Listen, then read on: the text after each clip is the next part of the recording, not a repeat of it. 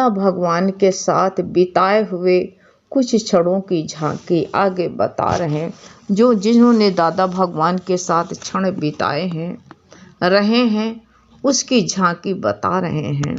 दादा भगवान इस धरती पर अवतरित हुए और साधारण रूप में आकर के जन्मों के भटके लोगों को ज्ञान संबल दे करके जीवन का सन्मार्ग दिखाया।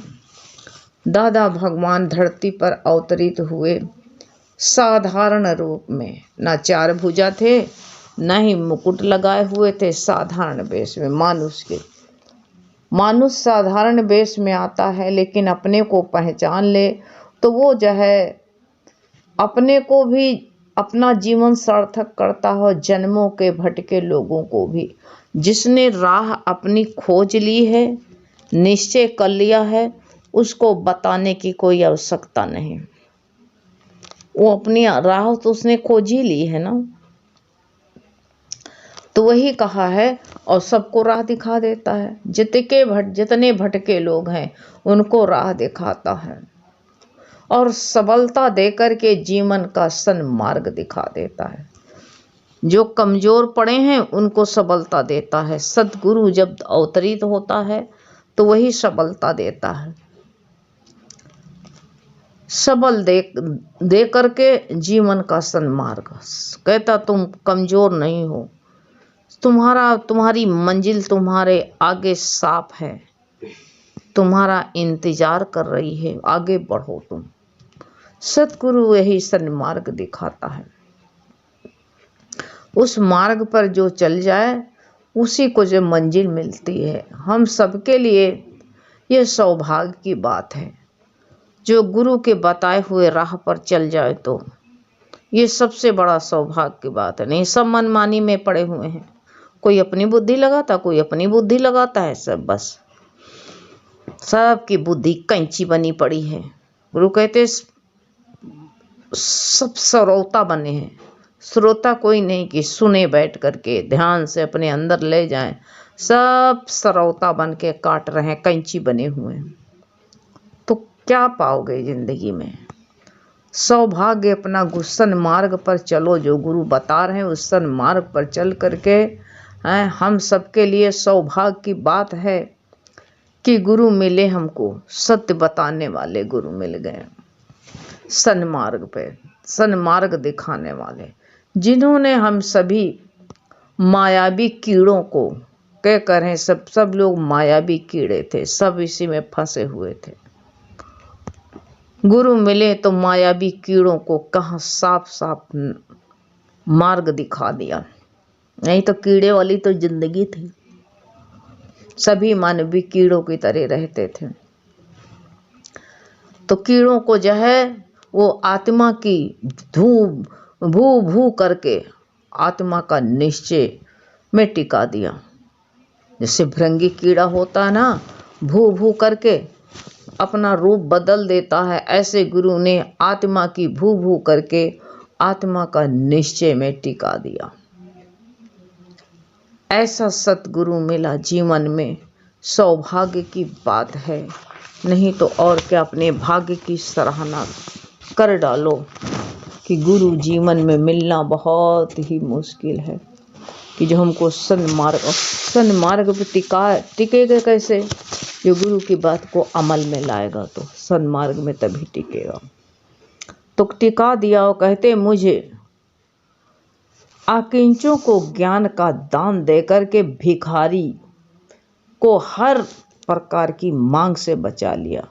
सब संसार में भीख मांग कर हर मंदिरों में कटोरा लेके, वो मंदिर बहुत अच्छा है वहाँ चलो, सब मंदिरों में ही भगवान है। गुरु ने कहा ये तुम्हारी भूल अपनी मिटा के फेंक दो। भगवान मंदिर के अंदर भगवान जो बैठा है वही बाहर है। जो पत्थर वहाँ है, जो बहुत जगह पत्थर ही देखना है तो चले जाओ, बड़ी बड़ी पहाड़ियाँ हैं, जाओ देख करके आओ, वही तुमको अच्छा लगता है। मंदिर जाने का मतलब क्या होता है? एक प्रतिमा रखी जाती है। वो प्रतिमा बताती है कि मुझको यहीं मत देखो, सर्वत्र यहाँ आए हो तो जैसे हम ये पत्थर के आगे कारीगर की छिली हुई प्रतिमा के आगे सर झुकाते हो, इसी तरह तुम संसार में सब जगह निवा भाव हो जाओ। वहाँ कितने ठंडक में जाओगे, सिलूं पकड़ करके कांपते हुए हाथ जोड़ोगे, सब कुछ कह दोगे। क्या भगवान वहीं पर है? वो तो विश्वनाथ है, सारे विश्व का नाथ है, सर्वत्र परमात्मा ही परमात्मा है। ऐसा जिसने विचार लिया तो कहा तभी ऐसे लोगों को ज्ञान का दान दे करके भिखारी, ऐसे भिखारियों को हर प्रकार की मांग से बचा लिया। मांग मांग, कभी मांग का कटोरा खाली नहीं होता था। मांग पड़ी हुई थी तो कहा गुरु का सौभाग्य है कि जो है कटोरा छीन लिया बुद्ध की तरह। कहा इस कटोरा को कब तक पकड़े रहोगे? कटोरा छीन करके आत्मा में टिका दिया। तभी तो कहा सब मांगों से, सब तरह की मांग मांग मांग मांग के कहाँ ढेर लगाओगे? भिखारी बने रहोगे, भीख मांग मांग करके हैं। एक वो भिखारी मांगता है, फिर एक भिखारी यहाँ आसपास में था, बस चिथड़ा लपेटे रहता था, पेड़ नीम के पेड़ के नीचे बैठता था। तो और बिल्कुल इससे सड़ी हालत में, कोई देता खा लेता नहीं, पड़ा रहता वही नीम के नीचे। एक गड्ढा खूब बनाया सुरंग जैसे, और एक दिन मौत आई, मर गया उसको। सबने उसके हटाया तो कहा ये गड्ढा सुरंग जैसे कहा इसके बिस्तर के नीचे। खोला तो बोरों पैसा उसके नीचे निकला। तो यही तो गुरु ने बचाया भिखारीपन से। कहा भीख मांगना छोड़ दो, मांगन से मरना भला, ये सतगुरु की सीख। तो भिखारियों को जो है आत्म ज्ञान दे करके और हर प्रकार की मांग से बचा लिया। कहा मांगते हो क्या, अच्छा ही मांगते हो तो बुराई भी तो साथ में चली आती है, पाप भी तो चले आते हैं। तो बचा लिया। तभी इस संसार रूपी बंधन से मुक्ति हुई। ये संसार में जो बंधे पड़े हुए थे उससे मुक्ति हुई। आकाश रूपी आत्मा में उड़ान, गुरु कहते सदा के लिए जीवन जीने का आनंद ले रहे हैं। सतगुरु की बात को मान करके कहते हैं इस संसार रूपी बंधन से मुक्ति हो गई। मुक्ति मान लो तो मुक्ति है, अगर तुम अपने को बंद मान ले तो बंद है। तो जिसने मान लिया गुरु की, वो आकाश रूपी आत्मा में उड़ान, उड़ करके सदा के लिए जीवन जीने का आनंद ले रहे हैं। उड़ करके उनके उमंगे उड़ने लगी और सदा जीवन जीने का आनंद ले रहे हैं। सचमुच दादा भगवान ने जो है सबका जीवन ही बदल दिया। जो उनके सानिध्य में थे वो दादा की ऐसे गुणगान गा करके बता रहे हैं कि सबका जीवन बदल गया, सबका जीवन बदल गया। और कह रहे हैं वो जुबा कहाँ से लाऊं जिससे करूं मैं शुक्राना। हे दादा वो जुबा मैं कहाँ, कौन सी दुकान पर मिलती है, कहाँ से लाऊं? जितना शुक्राना करता हूँ थोड़ा ही थोड़ा है गुरु। ऐसी जो गुरु कहते हैं शुक्राना अदा करने में जुबान थकती नहीं है। इतना जीवन बदल दिया गुरु तुमने हमारा। कैसे शुक्राना गुरु का कर रहे हैं। गुरु के जो है साथ में बिताए हुए आपस में सब लोग जो है यही तो सबसे बड़ा सत्संग है कि गुरु का आनंद जो मिलता है आपस में उसी का वार्तालाप करो।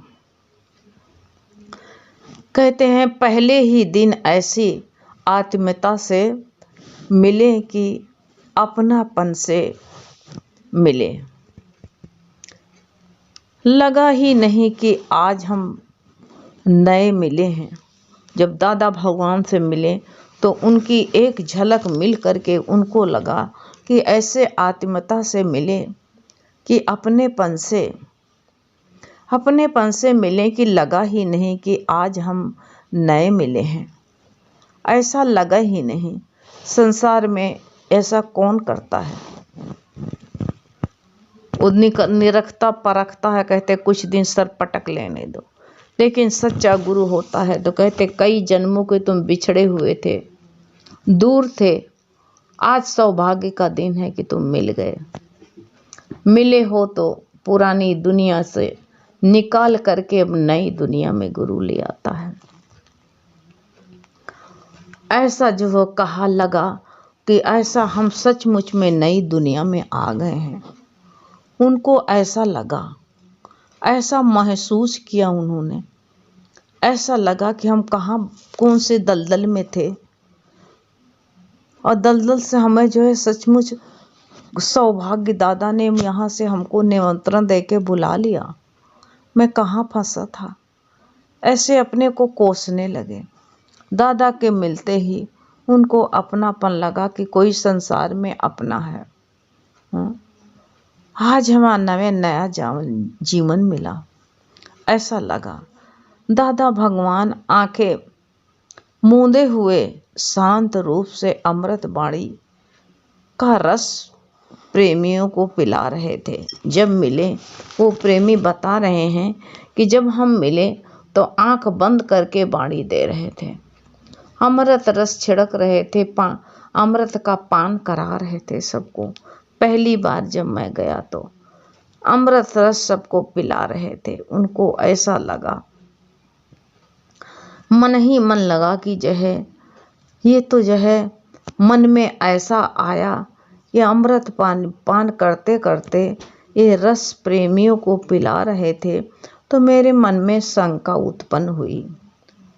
उनको ये शंका, जो शंका मन में आई उन अंतर्यामी के, उनके मन में शंका उत्पन्न हुई और जो है शंका उत्पन्न हुई और शंका समाधान कराने का मन में हुआ कि जो हम जरूर पूछें तो आंख बंद करें हैं, लेकिन हम कैसे पूछें? उनको ऐसा लगा कि हम कैसे पूछें। तो उसी समय दादा भगवान आंखें खोल करके पूछने लगे कि कोई शंका है तो बताओ, पूछो हमसे। कहते हम तो चौंक पड़े कि अरे भगवान मेरे अंदर की बात जान लिया। मैं तो अपने मन में सोच ही रहा था और भगवान ने मेरे मन की बात जान ली। कहते आंखें खोल करके तुरंत ही कहा कि अगर जो है तुम्हारे मन में शंका है तो उसी समय जो बोल उठे कि दादा भगवान ने कहा आंखें खोल करके पूछ लो, कोई शंका है तो। कहते हमें क्या पूछें, तभी से हमको पता चल गया कि कोई साधारण इंसान नहीं है, ये तो अवतार है, अंतर्यामी है। मेरे मन की बात कैसी जान ली प्रभु ने? सच में कोई दूसरा नहीं जान सकता है, ये तो अंतर्यामी ही है। अंतर की बात जानने वाले अंतर्यामी ही हैं। तो कहा बीच में मुझे मत रोकना, अभी पूछ लो। कहते क्या जुबां से बोले, क्या कुछ कहें, यही समझ में नहीं आया कि हम क्या पूछें क्या कहें। मेरे सब सारे रोए खड़े हो गए। ये लगा कि आज मुझे पार ब्रह्म का दर्शन हुआ। ऐसा लगा कि जो है मैं निहाल हो गया और ये लगा कि आज से मेरा नया जन्म शुरू हो गया। बड़ी सौभाग्य की बात है। बहुत खुश हुए और जो कहते हैं कि अब जो है जो उनके मन में आया तो ये जो है कल पूछना, कल बताएंगे कि हाँ क्या मन में आया। टाइम हो गया हूँ। हरि